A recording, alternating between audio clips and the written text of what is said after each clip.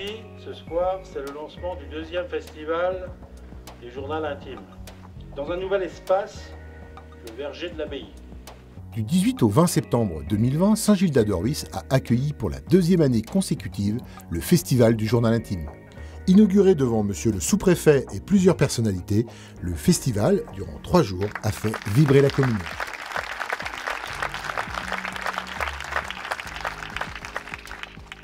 L'espace Kérusène a été le lieu d'expression des ateliers d'écriture,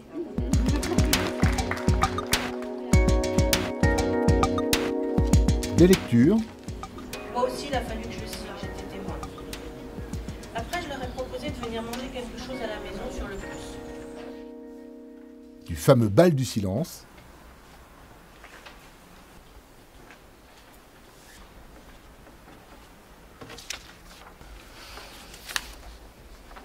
Mais également de projections de documentaires sur Benoît de Groult.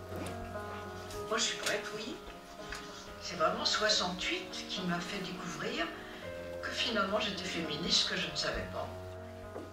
Quant au verger de l'abbaye, véritable village du festival, il a accueilli de nombreux artistes et personnalités venus lire des extraits de journaux intimes ou, comme Blandine de Caunes et Claude Sérillon, échanger sur ce beau sujet. Il y a une sorte de rage dans votre manière de tout décrire. Le festival a rendu hommage à Benoît de Groult, la mère de Blandine. Parce que le projet de ce livre a basculé, c'était un livre qui était sur ma mère.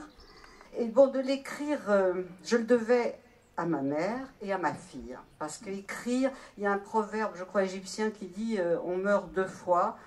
La première physiquement et la seconde quand les autres ne prononcent plus votre nom. Et moi, j'ai écrit un livre que j'avais un besoin absolu d'écrire.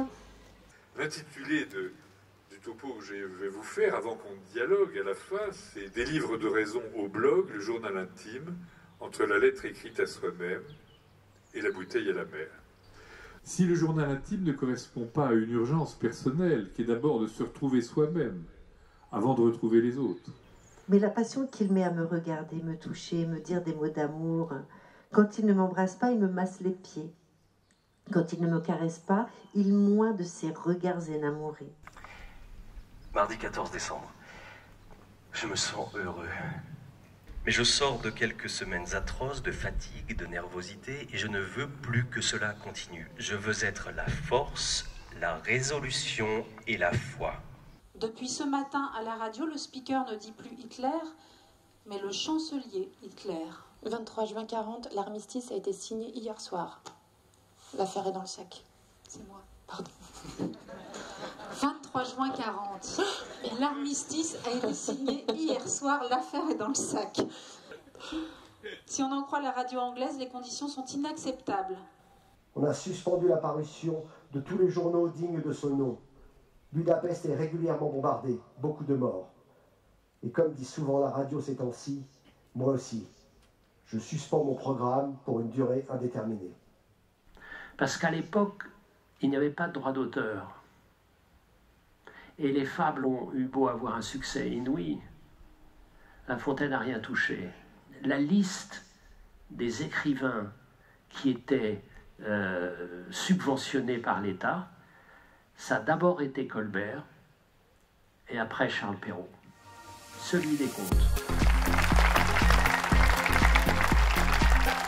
Le public, venu nombreux, a dans une belle écoute apprécié ce moment essentiel entre culture, découverte et bonne humeur.